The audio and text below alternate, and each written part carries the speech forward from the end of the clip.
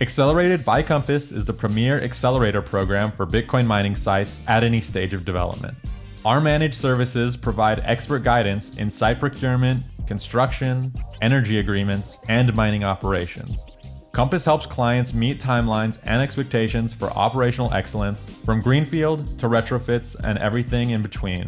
Don't just mine, excel. Visit compassmining.io now to discover how Accelerated by Compass can power your success. Are you a retail or institutional investor interested in Bitcoin mining companies? The Miner Mag brings you free data and analysis from all major NASDAQ-listed Bitcoin mining operations to know who stands out. Check out visualized metrics and data-dependent stories at theminermag.com. Welcome back to the Mining Pod, y'all. I'm the editor-in-chief of Blockspace Media, Colin Harper. Will Foxley is out today, so y'all are stuck with me on this beautiful Tuesday morning when we're recording this. We have a very good show for y'all today. We've got Brandon Bailey, co-founder of Second Gate Advisory, formerly VP of Mining at Galaxy Digital, on to talk about a recent research report he wrote about why Bitdeer is undervalued, or at least why he thinks so. We published an op-ed from him based on this research note on Blockspace Media. Go check it out. Go check out his research. Follow Second Gate Advisory and Brandon at Bitcoin Beezy on Twitter. He's got some great research. Really looking forward to hearing his perspective on why he believes that Bitdeer deserves to have consideration in the top 5 public miners. So without further ado, let's bring him onto the stage. Brandon, how we doing, man? Good, man. Happy to be here. Yeah, thank you for joining. I know we're all busy. It's early in the morning, so I appreciate you hopping on. So I'm going to share your research report here. Really kind of nice one-off. I think that, I did a lot of reports at Luxor on stocks, and what I kind of got, the takeaway I finally had was that you can't really do all of them in one. You need to have one-offs like this where you can really dig in to each Bitcoin miner individually. So what kind of inspired you to, create this report? Why did you wake up one day and say, you know what, Bitdeer is undervalued. I need to write something about this? Honestly, what kind of inspired me was just seeing more sort of the conversation, I would say, between Twitter, other various Bitcoin mining outlets. And, a lot of the discussion has been around the AI HPC sort of narrative or opportunity, that we've seen in the space. And I think that has really forced people to think a lot about public miners' power pipeline and the power capacity that they have. And a lot of the names that you kind of see in that discussion really center around Iris Energy, Core Scientific, of course, with what they've done with CoreWeave. You have TeraWulf and some of the other names, but I kind of consistently saw that Bitdeer was sort of left out of that conversation, despite the fact that they have, 895 megawatts of operational capacity.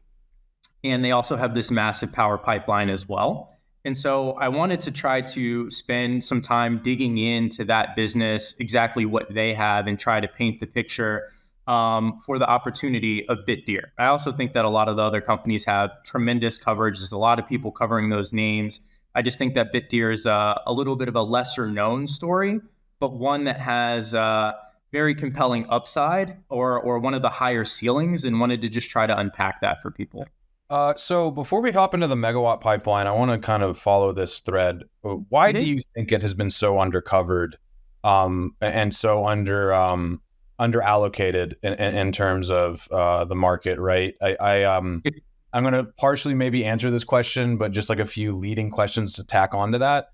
It's interesting to me. I've often had this thesis that, one of the reasons why Bitcoin miner like Marathon or Riot or even Hut 8 have commanded so much attention is that it's just simply they're the oldest ones out there in the bunch, right? Yep. Riot and Marathon are some of the first ones to go public. Wonder if that's a consideration. I also wonder if there's something about a geographic and language barrier here. I mean, obviously, Bitdeer trades on the NASDAQ. Am I correct about that? Is it the NASDAQ? Yes. Yeah. So they trade on the NASDAQ, but they're basically an Asian team, right? So I'm wondering if it's a confluence of those things, or what you think about why Bitdeer hasn't really gotten the laudits that it deserves, given the caliber of its team and the size of its operations.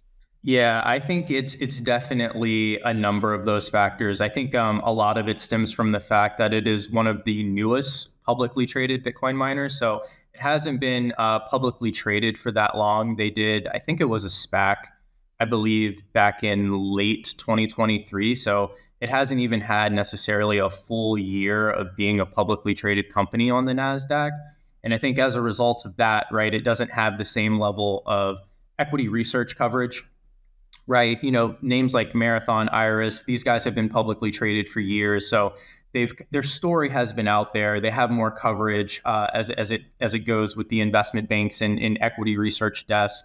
I do think that there is a little bit of a language barrier there as well, right? Or at least a stigma, right? For non-US based companies, I think Bitdeer is domiciled in Singapore, right? And I think that, that also kind of makes people maybe second guess or think a little bit differently about this business relative to maybe like a Marathon or a Riot or a CleanSpark. And then also it's just, as this company has become public, it's obviously building up its reporting, right? And so they don't do earnings calls like some of the other companies do. They do provide monthly production updates, and they have been providing more information, which I think is helping with the transparency. But I think it's as they ramp up that sort of investor relations side of the house, it's been harder to really understand what's the actual story with the company, what's going on. Not really hearing from upper management about how they actually plan to execute and talk about their roadmap, I think also puts them at a little bit of a disadvantage. But again, it just comes back to the fact that it is a very young company with respect to it being public. And so I think that over time, it'll become a little bit more on par from a reporting standpoint with those other bigger names. Yeah, and that makes sense to me. And they only give you as much as they have to. And this is probably best exemplified by the fact that they actually report a 6K instead of a 10Q. Yep. And for anyone who has been, too in the weeds in Edgar and in spreadsheets like Brandon and I often are, the 6Ks are much less detailed. I don't really understand the regulatory reasons for why foreign issuers don't have to give as much information. But it's actually quite frustrating as an analyst. You have to really work a little bit harder to pick through and find the meaty details and make sense of some of the things, because it's almost like the way that Hemingway would write, where it's like you tell the reader more by omitting things rather than telling them things. And maybe that has something to do with it as well. There's not as much for the analyst to pick through. And just to hit back on your discussion of the SPAC, they did go public, or they public via a SPAC last year, and I think March or April, and the stock price, as you would expect, immediately tanked. But then they did a share buyback, and it just blew through all-time highs. And I think that's when it really came onto the scene for a lot of people as well. But I want to hop back into this megawatt pipeline, because this is one of the most interesting, at least conceptually, charts in this report.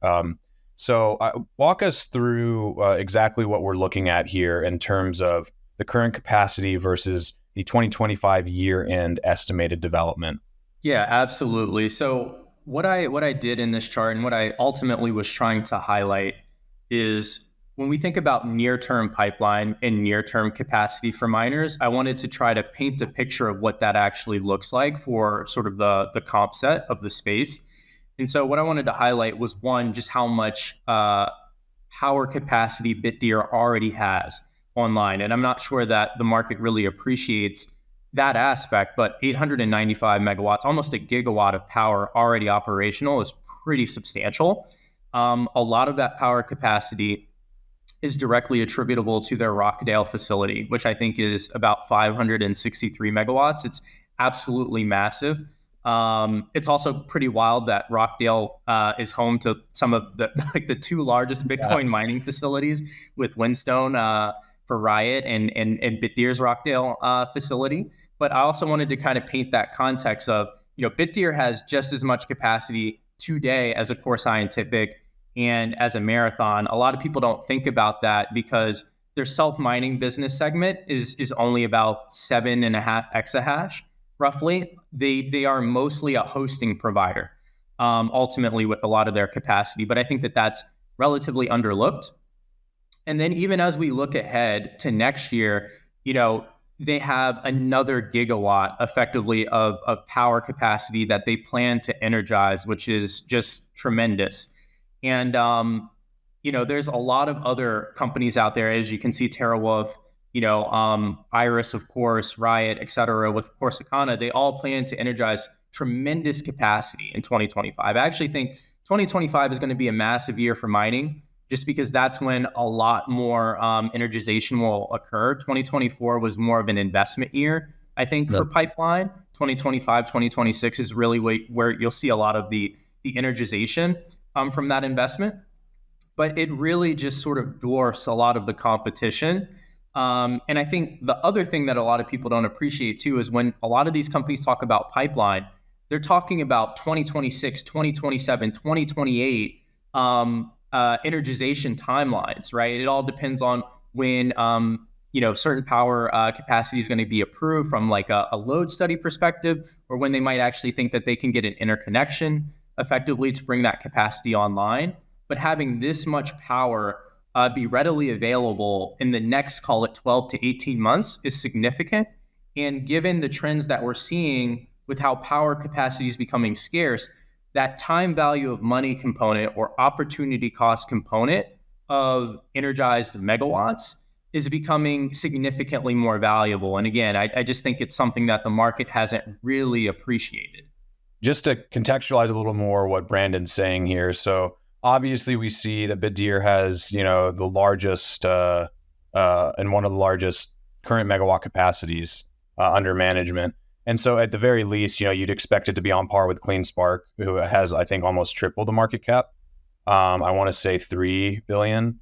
But then we look further down the chart and we look at Bitfarms and Hut 8, and I'm not picking on them, but they're billion-dollar companies. I mean, currently they are valued at like $1 billion market cap each, Hut 8 and Bitfarms. I just looked this up, and they have a fraction of the megawatts under management that Bitdeer has, and they are valued the same. Actually, Bitdeer is just a little bit less in terms of their market cap. They're not even quite $1 billion. They're like 995 million or something like that.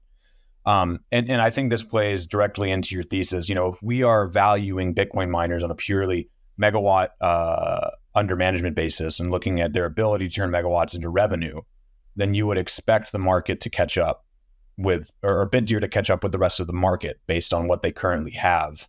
Walk us through a little bit these different business segments that Bitdeer has, because as you said, their hosted hash rate supersedes their self-mine hash rate. They used to have a very large cloud mining business, but that's, as hash price has been compressed increasingly after the halving, we're seeing that dwindle a little bit. Where is their strength currently in the megawatts that they manage, as you can see it? Totally. So it really comes down to the self-mining business and the hosting business, more of traditional hosting business, as opposed to the cloud hash rate business. So just to touch on this, they have about 7.5 exahash roughly of self-mining hash rate. And I think that the company has really been knocked quite a bit because they haven't really grown that self-mining hash rate capacity, right? When you have other companies like Iris Energy that are trying to get to 30 exahash this year, same with the CleanSpark, you see all of these companies making significant investments in, Bitmain S21 machines. Bitdeer hasn't really grown its self-mining capacity, call it over the last 12 months. And so I think that the market hasn't really, the market's really kind of knocked them for that reason. And we know currently that, especially within the retail mining space, that a lot of the market focuses on self-mining hash rate and metrics associated with that from a, EV to hash rate targets, things like that. The reason why Bitdeer has not grown its self-mining hash rate capacity is because it has this ASIC manufacturing business that it's actively been working on, planning and developing for, years effectively. And so they've been putting on pause growing their self-mining hash rate until they can ultimately get that business up and running and into gear. So it's more of a 2025 forward-looking, I would say, plan for the business in terms of growing self-mining hash rate. But simultaneously, they also manage 13.8 exahash of hosting capacity. And the hosting business is something that the market has not ascribed effectively any value to whatsoever. The hosting business actually contributes about 43% of overall revenue. And I think I'm glad you circled on this chart because I think it's a great one. When you look at the total revenue, and this is Q2 2024 total revenue, Bitdeer actually is the fourth largest in terms of total revenue, which is really impressive, right? And I don't think that the market has really acknowledged that because the market doesn't really value hosting very much or certainly doesn't focus on it. And so they really only look at the self-mining contribution. Sorry, can I cut in there really quickly? Yeah, go ahead. Go ahead. You're on a roll, but I want to pull that out a little bit. Do you think that is just simply because this market is kind of how to put it nicely, still a little bit underdeveloped in terms of its understanding of these parts of the sum of all these parts with mining? Because we're not too far removed from a market last bull cycle where a Bitcoin miner could just buy $800 million worth of ant miners, and then their stock just surged. And exahashes on order was almost the same as exahashes currently hashing. And so is it as simple as maybe investors look at self-mining hash rate almost exclusively in terms of, well, this is where the real bread and butter is, but it's harder for them to actually look at where the revenue streams, or not where the revenue streams come from, but it's harder for them to contextualize the profitability of a hosting segment. Yes, I think that is absolutely right. And still sort of what we're seeing in the space. I think that a lot of people are still looking at Bitcoin miners as, that beta Bitcoin trade ultimately. And it's the self-mining business that gives you that reflexivity to, if Bitcoin price appreciates, then, mining economics improve and you should get that upside. And so I think that is still a big reason why people focus on self-mining. I think that, in reality, you should be kind of thinking about this from a return on capital type of perspective, right? And if you put that into context, then the hosting business could actually be even more lucrative, honestly, than self-mining, depending on what mining economics actually are. Yeah. The EBITDA margins on the hosting business right now, I think for Q2 were about 28%, which is solid, right? And when you think about the payback period on that kind of business, it could actually be significantly greater than, self-mining, depending on what someone is paying for ASICs. But I think that because the market doesn't really think about the return on capital, the hosting business is just not something that people really focus on. And they also think, they also understand that it's not reflexive to Bitcoin price. And so they don't focus on it or don't necessarily value it. That makes sense to me. And I want to bookmark this because that big fat green chunk in that chart gives them a lot of optionality when they start producing their own ASICs. Yep. And I want to kind of hop into that because I think this is probably in some cases the most important aspect of Bitdeer's business in terms of whether or not they're going to be able to fully differentiate themselves. Totally. So let me find, I think it's this cost sensitivity, and I want to get into that first. But before we get into that, a little background on the Seal Miner and why Bitdeer could actually potentially be one of those upstart ASIC manufacturers that could really challenge the duopoly as we see it with Bitmain and MicroBT right now. Yeah, absolutely. So I think touching on their ASIC manufacturing business, I think it all really starts with the fact that they are doing their tape out with TSMC. TSMC is the foundry that Bitmain uses to produce their ASICs as well. And TSMC is ultimately one of the best foundries, or it is the best foundry that you can use. And I think that it has helped to afford Bitmain several advantages over the competition, namely MicroBT, who uses Samsung as the foundry. So they've been able to produce more efficient chips from effectively relative to the competition, and they've also been able to get the volumes. So those two factors alone kind of have helped certainly Bitmain to become the behemoth and ultimately have the monopoly power that it has over the ASIC manufacturing space.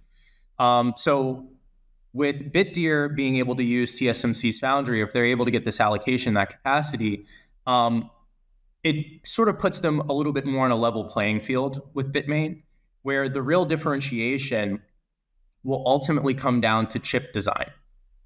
And that's where you can ultimately sort of differentiate the performance of your chips relative to the competition. And so that's a pretty big deal, in all honesty. And then I think when you look at what is Bitdeer's sort of experience with chip design, and just given the fact that the company's CEO is Jihan Wu, who is one of the co-founders of Bitmain and really helped to establish Bitmain as one of the dominant ASIC manufacturing companies in the business today, I think that speaks volumes. When you think about some of the other C-suite that is a part of Bitdeer's team as well, many of them are ex-Bitmain employees that were there that kind of helped to create and turn Bitmain into the business that it is today. I think that also speaks volumes. And you also have Harris Bassett, who has tremendous experience with chip design in building ASICs in the past. That, and you also couple it with their acquisition of Deciminer, who is also a very credible, experienced team that has developed a successful ASIC product with a fabless ASIC design. And now you bring all of these people together, all of this experience together, you give them TSMC, and now they also have the capital to actually go out from a research and development perspective and actually go build this thing. I think that they have one of the best chances of the other, of anyone else to actually, make this happen. And some of those other challengers are Auradine, of course. You have the Block that's also working on making an ASIC, and then you still have MicroBT, of course, with Samsung. But I think that they have just as good of a chance as anyone else to actually execute. The other thing I would throw out there too is when it comes to ASIC manufacturing, anyone that's been in Bitcoin mining, we've seen so many startups or so many people try and dethrone Bitmain over the years, all of which have failed. It's really, really hard to ascribe any value, right, to someone's claim of trying to enter this space and ultimately find success. And so I think that that's fair, right? It's kind of like, prove it to me first, until anyone is really willing to ascribe any value. But when you just think about this team, the resources that they have, I think that they certainly have a tremendous chance. And the fact that they can create their own demand, that is something that all of these other incumbents have not had. Auradine still has to go find other miners to want to take a chance on them. They still have to market their product. 100%. Bitdeer doesn't actually have to do that. In the competitive world of Bitcoin mining, one name stands out: CleanSpark, America's Bitcoin miner. At CleanSpark, efficiency isn't just a goal, it's our standard. Our sophisticated facilities are built and led by expert teams who care about Bitcoin and the communities we work in. Scale, we've mastered it. Our large-scale operations have set us apart in the industry as examples of community-oriented building. Our track record speaks for itself. We navigate the complexities of the new economy with precision and with skill, continuously achieving operational milestones. Curious about how we do it? We invite you to discover the story behind CleanSpark's success at CleanSpark.com.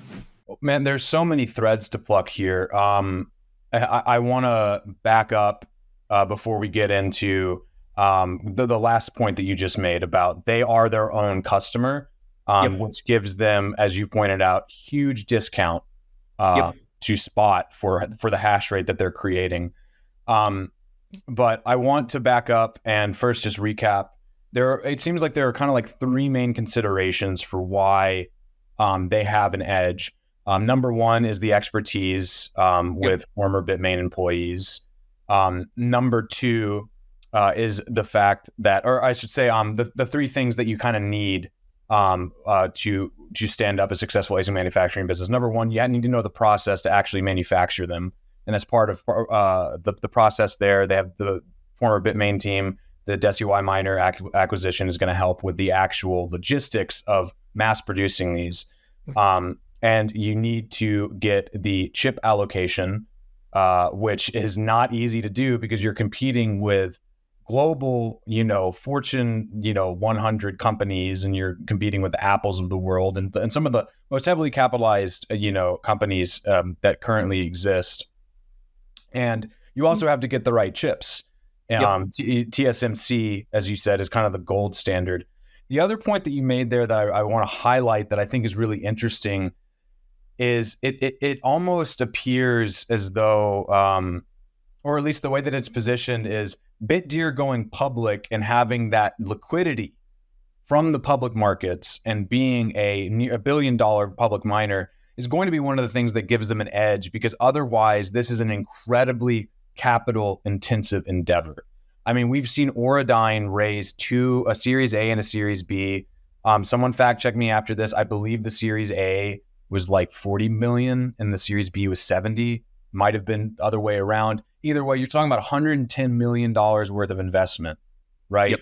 And to your point, we haven't really even seen the end product. We've seen test units that have done well, but I've used this analogy before and I think it bears repeating.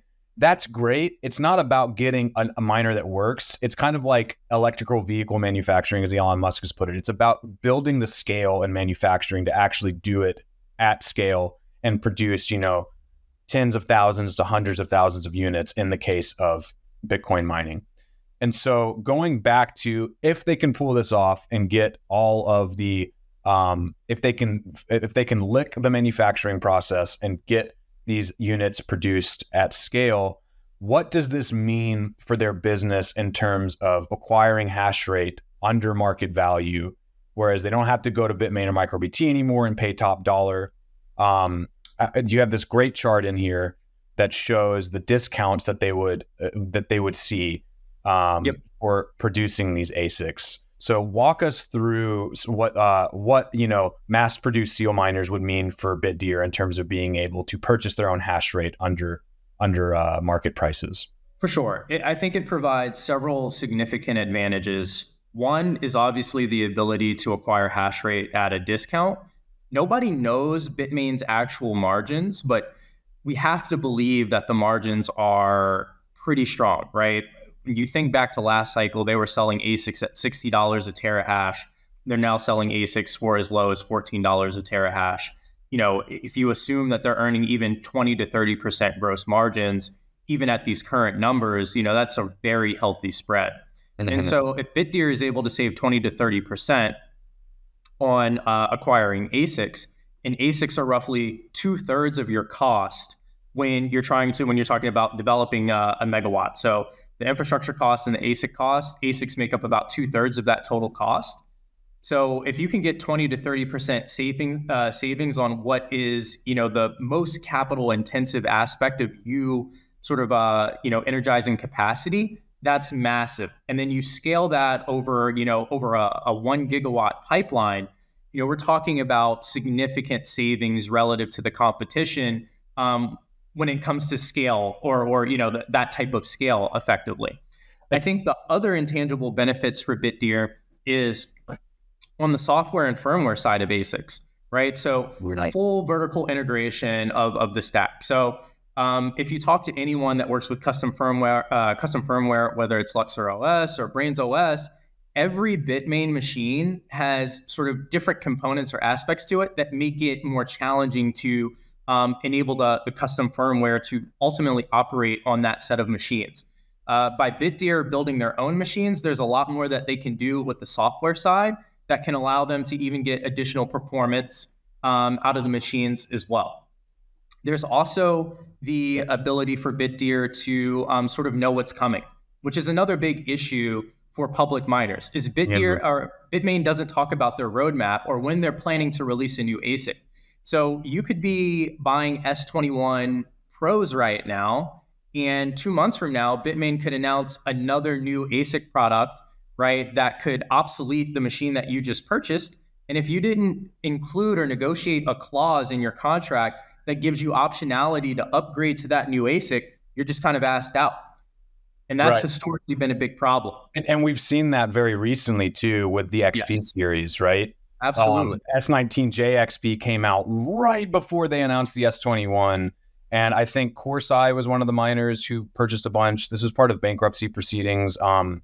There's probably negotiations with Bitmain regarding prior orders. I don't know how that all went down. But to your point, we have seen this kind of time and time again. And then, of course, shareholders who are paying attention to this kind of stuff ask these miners, well, the S21 just came out. Why aren't you buying a bunch of these? And the other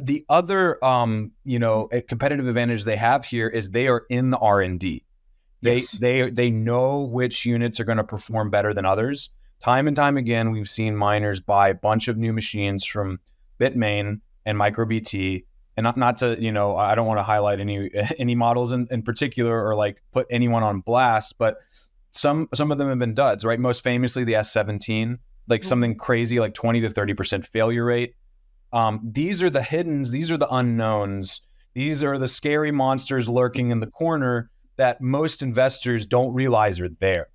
Until it's too late and you realize that, your favorite public miner purchased an exahash worth of machines, and congratulations, a third of those or a fourth of those are just dead on arrival.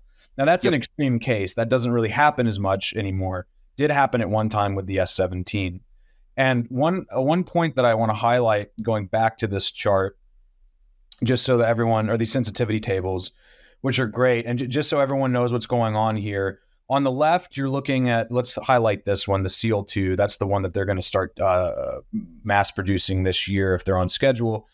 If you're looking at the cost per terahash, even in the most expensive case on the sensitivity table where it's $14 per terahash for Bitdeer to produce these, you're looking at a 22% discount to what they could currently purchase an S21 Pro for, which is Bitmain's top line model. That is everything. And if you go down to the most extreme discount, it's 39%. Anything in there, it's kind of just how much gravy are you getting in that boat, right? 100%. So that's a really good, this is, I think, one of the best charts, or one of the best tables in the report, because if we couple it one more time with this one on megawatt capacity, I mean, they're going to have a lot of optionality. If they can produce, part of the reason why these Bitcoin miners stand up these large hosting segments is they just can't simply commit the CapEx to filling all of those megawatt blocks, right? Yep. But if you have if you have a 20%, 30%, 40% discount, you're going to be able to start kicking out some of those hosted clients when their contracts are up that aren't as profitable for you. And you're going to be able to have extreme optionality on how you're energizing your megawatts. Totally. So I feel like coupling those two things really makes that bull case a little even more. Not to mention, if they stand up this business successfully, you can go ahead and just look at Canaan, the only public ASIC manufacturer. Their market cap somewhere in the ballpark of 200 million. They have maybe 5% market share if you trust the nonce analysis on MindMatch. The ASIC business alone, if they scale to a MicroBT level or even half of Bitmain, will be worth several magnitudes more of what the business is currently worth. This is not financial advice. We are very neutral here at Blockspace, but my boy Brandon is making some points here that's making me want to go maybe smash buy on some Bitdeer shares. Again, not financial advice. I think there's one other big point on that too, and we saw this last cycle. But what happens if Bitcoin actually does, get to 100K, 150K, and hash price goes from 4.5 cents back to 9 cents or 10 cents? Do you think Bitmain's not going to increase their prices for ASICs? Do you think there's not going to be supply shortages for machines? These are all very real sort of considerations that miners have to think about and plan for that Bitdeer can effectively eliminate by producing their own ASIC. So, they don't have to worry about price increases due to improvements in market economics, or worry about supply shortages because of an increase in demand. Or they can, they could just sell machines instead of using them to mine for themselves. They can just sell their own machines for an increased profit and make a wider margin. Then when you think about their other business lines, they have when you think about the sales funnel opportunity for them, they can sell machines plus hosting, right? They could also sell some of the hash rate from their machines through their cloud hash rate business. which is effectively like selling forward hash rate. You could basically view it as a way for them to hedge against mining economics effectively by locking in certain prices. So it also just gives them an opportunity to sort of time the market, if you will, with both their capacity and with their ability to monetize the hash rate through producing their own ASICs. This is a really good point. And after this, I want to cap the ASIC manufacturing bit and just briefly touch on AI stuff and HPC because that's the biggest buzzword. But so this is a really good point on two levels for what you just said, right? It's almost like, and I'm struggling to find a good analogy, but like their business segments are almost like multi-tools. I mean, like, what do you need today? Do you need a screwdriver? Do you need a hammer? Do you need a skill saw? What do you need to make sure that you can get the job done? And everything that you just outlined of like, well, they can sell their hash rate if the market's ripping instead of getting it at a discount, and maybe they make more profit that way. They can sell cloud mining contracts. They can funnel people into their hosting business by selling the machines. The optionality here is really, I hesitate to say unique because people misuse that word. It literally means one of a kind. But Bitdeer currently is in a very unique position compared to all of their peers. The second thing is too, you could create a base, bear, and bull case of those sensitivity tables. And I think to highlight that first point that you made, right now the discounts are great. What happens when S21 Pros are going for $40, $50, $100 per terahash? You know, we saw the S19J Pro during the last cycle go for anywhere from $100 to $120 per terahash for some of these units, right? And so the savings that they're going to get when that happens, if it does happen again, are just going to be astronomical. And so putting a cap on that, the ASIC manufacturing business, as you point out in this research note, is perhaps the most exciting thing currently about Bitdeer's business operations. So with all that behind us, I want to close out on some AI and HPC analysis. We were talking before we hopped on the stream about where Bitdeer's HPC business line currently is, and you were kind of making the note that they have some pilot programs currently active, but it's really kind of in this protean stage. Could you kind of expand on the current landscape or the current business operations for Bitdeer's HPC and where you kind of see that going and how that fits into their megawatt pipeline? Yeah, absolutely. So they currently have a pilot project that is located in Singapore. They own about 250 H100 NVIDIA GPUs. And they've been basically selling that compute. If you go to their website, you can even see it. It's basically like cloud AI. And you can basically rent compute from those machines. I believe they have over 90% utilization rate. So that pilot project has been going well. They've also designed their own sort of custom racks for those servers.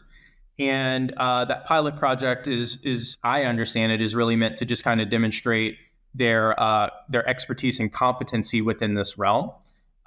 They recently engaged a consulting group, I believe by the name of TLM, that is actively working with the company to better assess their existing power pipeline and help them to determine a real strategy around HPC and AI and sort of the best way to ultimately monetize that capacity for this purpose, as well as to try to find potential clients that they could work with to actually scale this business right now. So I would put them in a very similar position when it comes to where they're at with their HPC AI strategy. It's like an Iris Energy or a TeraWulf, where they each kind of have pilot projects. They have the capacity, and they're each actively trying to find, a deal, right? A new client, someone to come in that they could JV with or work with to sort of replicate the same or similar type of deal that we saw with Core Scientific and CoreWeave.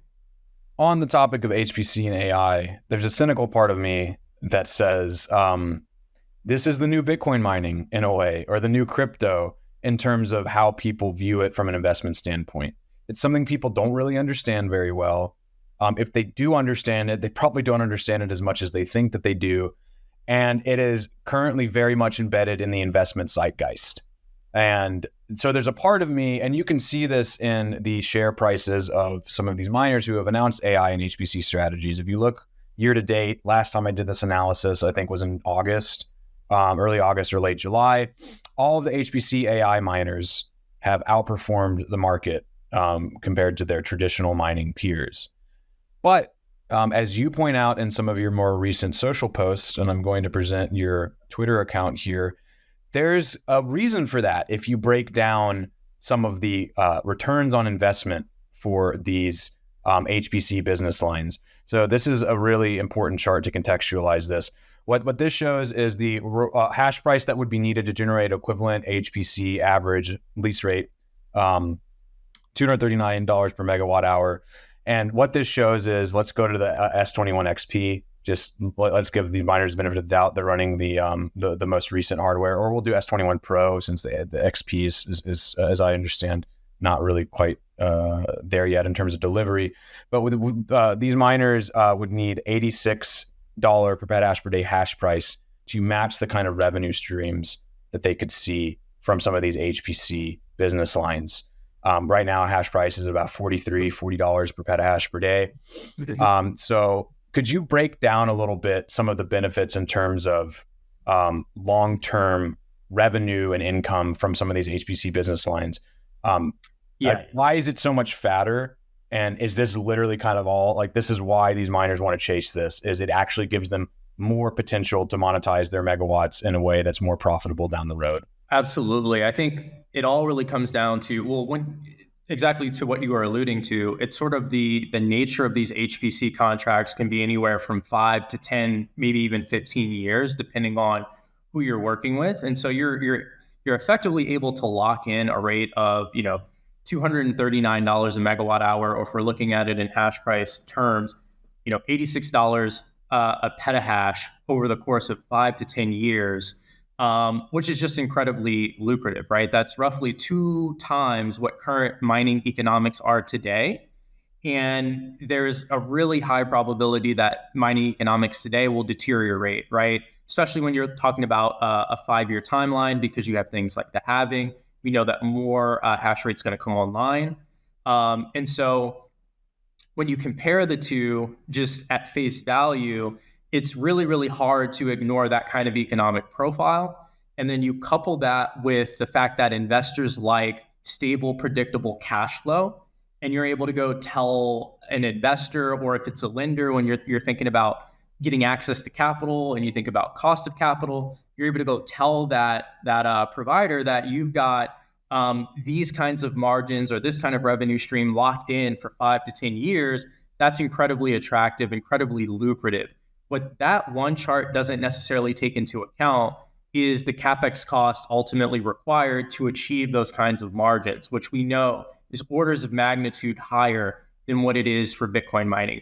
Bitcoin mining is maybe, call it $1 million to $1.5 million a megawatt, effectively, to get that kind of revenue stream. And this is a great chart here, kind of putting it into perspective. For HPC, I'd say it's anywhere from $30 to $50 million a megawatt, depending on type of GPUs you're buying and the type of data center and how much redundancy you have with cooling, all those sorts of things. So you are paying significantly more in CapEx to ultimately achieve that kind of return profile. But even when you think about it in payback period terms, HPC still actually has a more attractive payback period, a type of perspective, even given that higher CapEx cost. So it makes a lot of sense why there's tremendous buzz throughout the investment community about this opportunity for Bitcoin miners looking to expand into this vertical. Yeah, I think this chart is super important because it does contextualize the fact that these are incredibly capital intensive to stand up. But as you point out, if you do it right, then you're going to be able to monetize those megawatts, in such a way where you have a faster payback. Again, all this is contingent, as anything in life, on actually executing properly. But there's a deeper point here, which is that, at the end of the day, all things being equal, if the AI trend continues the way that we think it will, and just the trend of the internet and digital advancement and technology, your market's going to be bigger in the HPC AI landscape. And hash price is only ever dwindling towards zero. And your only customer really is the Bitcoin mining network or Bitcoin pools, right? It's capped in a way, if that makes sense. I don't know if what I'm saying is making a lot of sense, but your market is very insular, and with the HPC and AI, it's just not. The sky is almost the limit in some ways in terms of where all of this is going. And so to round out the discussion, because we're butting up against time here, there are 1,000 different ways to skin a cat, but as we kind of talked about going into this podcast, there really seem to be 3 ways that Bitcoin miners are approaching the AI HPC Leviathan. They are either leasing tier 3 or tier 4 data centers to people who need HPC compute or rack space. As I likened earlier, this is almost like renting an apartment and then leasing an apartment and then renting it out on Airbnb on the weekends, right? There is the retrofitting angle, where you take an existing Bitcoin mine and you basically outfit it with all the additional infrastructure you would need to run high performance computing, or you just build a new data center entirely from scratch. And in your view, which of these is more likely to win out long term? I know it's early and it's hard to say, because quite frankly, we haven't really had any guinea pigs yet, right? At least not in a way that we could see, that we could gather substantial data to say, well, this one clearly doesn't work. But in your mind, which do you think would probably bear the most fruit 5-10 years from now for some of these companies? I think the most attractive opportunity is really just kind of being a picks and shovels provider. And that to me is sort of you're acquiring land, you're sourcing power capacity, and you're effectively building the tier 3 or the data center, and then ultimately leasing out that space to people that want to operate their own GPUs or speculate on compute. I think that that's going to be the most lucrative business model, especially for these Bitcoin miners to pursue in the long run.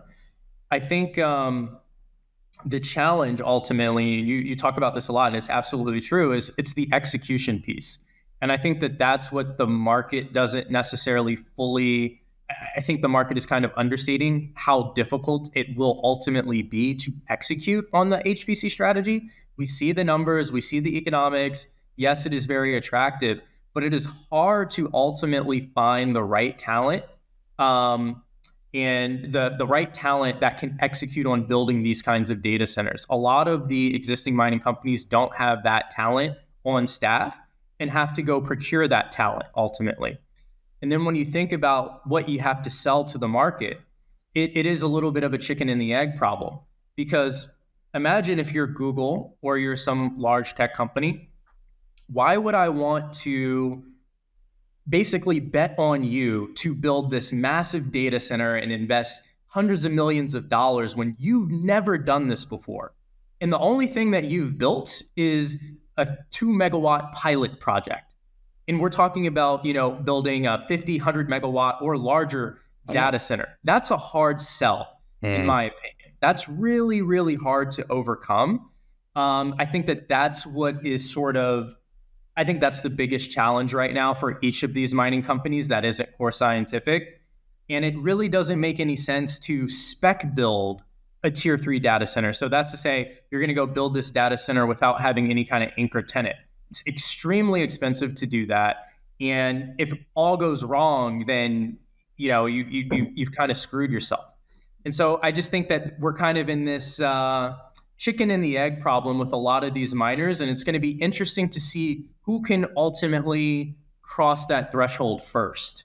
Yeah, and you highlighted Core Scientific, and this is one of the, if they pull it off, maybe the biggest comeback story in all of Bitcoin mining. But their C-suite is just stacked with executives who had former experience at companies running these massive data centers. And to highlight one last point, and then we'll sign off, I've said it, maybe I'm beating a dead horse here, but I just keep coming back to what you said. How do you build the sales pipelines to actually make sure that you are liquidating this compute and making it profitable. Because with Bitcoin mining, this is so easy. You just plug it, you go to a pool or you go directly to the network, right? And it's just a matter of what's your risk tolerance. Do you want to tolerate the variance of block rewards? Great. Then you go to the Bitcoin network. If you don't, then you go to a pool. But it is an extremely liquid form of compute because it only does one thing. These HPC AI data centers, it's almost not even fair. It's like, in some cases, it'd be like comparing Dogecoin hash rate to Bitcoin hash rate, right? Are your computers solving CAPTCHAs? Are your computers like powering Chat GPT, right? And everything in between. There's just such variance in what these are going to be used for. And in a market that already, in an investor, ecosystem that already doesn't really understand Bitcoin mining, no one's going to understand this stuff for a while. But that's where obviously the opportunities lie. There's a lot of alpha to be extracted if you do understand these things. But that's my last rant. Brandon, any final thoughts before we sign off? Yeah, I would just conclude with kind of circling back on Bitdeer and bringing this all together. Effectively, I think one other interesting point there is with the ASIC manufacturing business and HPC AI, there's also the possibility that they could build chips for AI computation as well. And so that also would be a significant advantage for them down the road, where they could also build chips for Bitcoin mining and AI HPC for these different workloads. And think about that competitive advantage for them. They've got the power pipeline, but they can also they also have access to the compute. And effectively, when you look at where Bitdeer is currently valued, you effectively have a free call option on the ASIC manufacturing business, on its HPC and AI prowess, and you're able to also sort of buy this company at, I would say, it's being very undervalued for its power pipeline as well. It's valued at about $1 million per megawatt. The median for Bitcoin miners is about $3.7 to $4 million per megawatt. And then HPC AI companies trade at $30 to $40 million a megawatt. So massive discount and potential value. The ceiling is incredibly high, assuming they can execute, but you effectively have free call options on their ability to execute on those other business verticals where they're currently trading. So that's part of the reason why I think it's a very, very compelling story. Time will only tell, but I'd probably just conclude with that point. Great comments to cap it off there. Brandon, where can people find you? Where can they find your research? Give yourself this time to shill everything you want to. You can follow me on Twitter at Bitcoin Beezy, and then you can also follow Second Gate on X now, I guess, not Twitter. But it's Second Gate with a underscore is the handle for the company. Fantastic. And I will not give financial advice or an endorsement for Bitdeer, but I will give an endorsement for Brandon's research. It's some of the best in the industry. Follow him, and Alpha will soon follow. Brandon, thank you so much. Appreciate you hopping on. Everyone, please follow Blockspace Pod, Mining Pod. Go to blockspace.media and sign up for the Mining Pod and Blockspace newsletters. And you can find me on Twitter at As I Lay Hodling. It's not a reference to the band. It's a reference to the book by William Faulkner, where the band gets its name. And with that, I will leave y'all. I hope everyone has a good week. Brandon, thanks so much again for joining. This was a great conversation, man. Thank you for having me.